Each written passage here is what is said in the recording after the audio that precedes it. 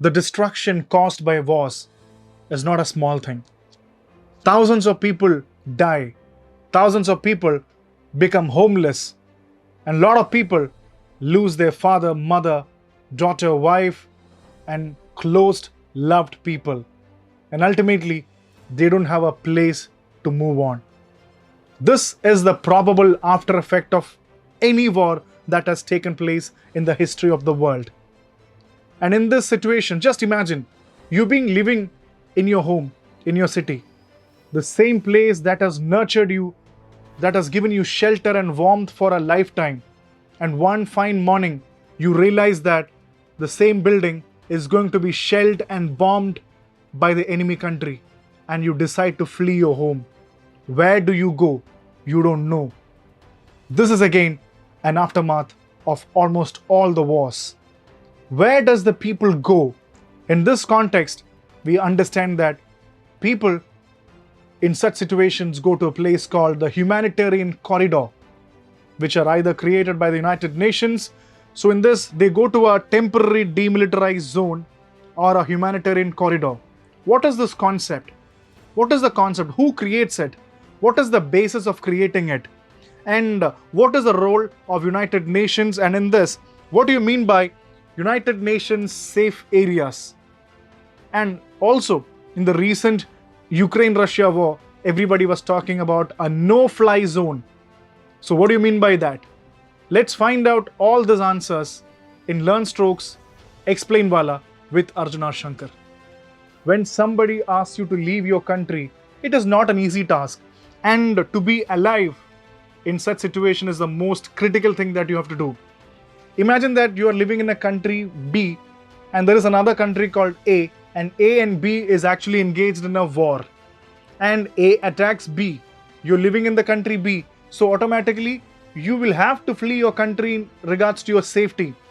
Where will you go? In such situation, people who are living in the country B, because everywhere there is going to be violence, bombshells, you will have to leave.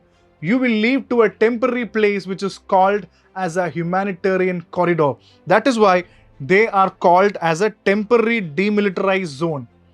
What do you mean by that? Temporary demilitarized zone. That means in this place, most of the cases, both of the countries, A and B, they agree to such place because this temporary demilitarized zone means there is no military activity inside this. There is only going to be humanitarian help happening here. So most often these places are safe transit of humanitarian aid, medical supplies, food, shelter for thousands of refugees who are actually living inside this. So that is the reason why that is called as a temporary demilitarized zone.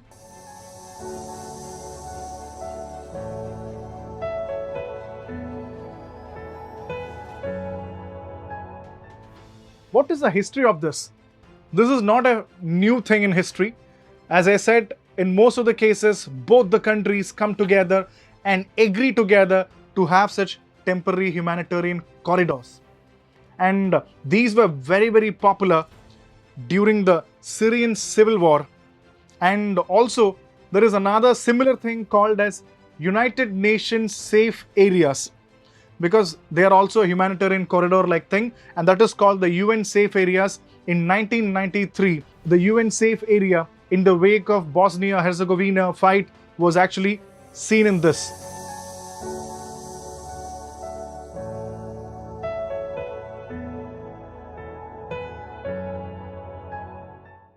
So the humanitarian corridors concept is as old as even much before that. I should say, when we talk about the 20th century, especially the Nazi regime of Germany, everybody talked about the Kindertransport of 1938-39, when Jewish children were evacuated from Germany to United Kingdom under the Nazi rule.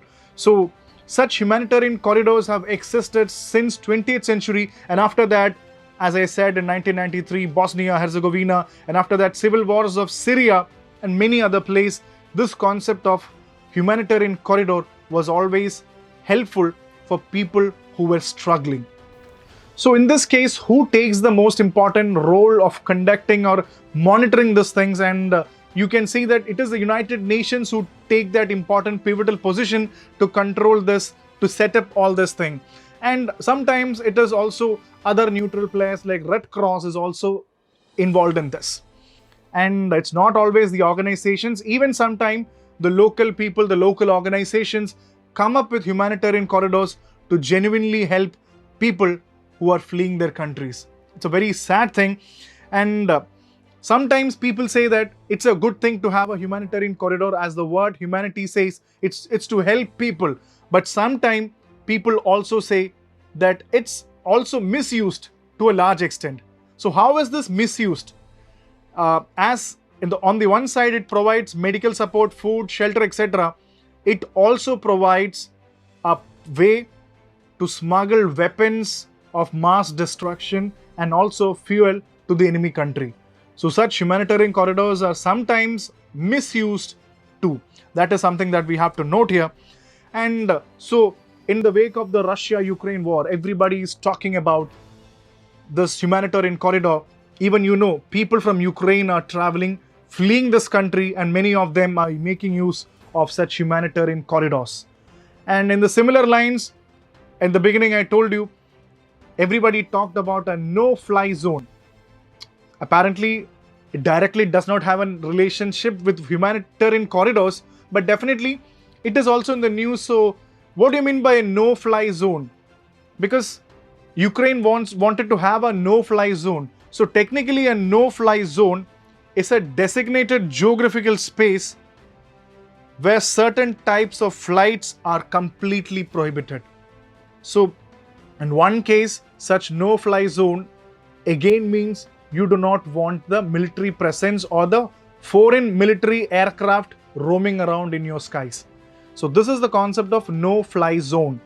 So this humanitarian corridor is not a new thing, as I said, but the ongoing wars like this, in this case Ukraine and Russia, has seen displacement of thousands of people like this who are seeking the support of humanitarian corridors. Let us really hope that the struggle of the people really comes to an end.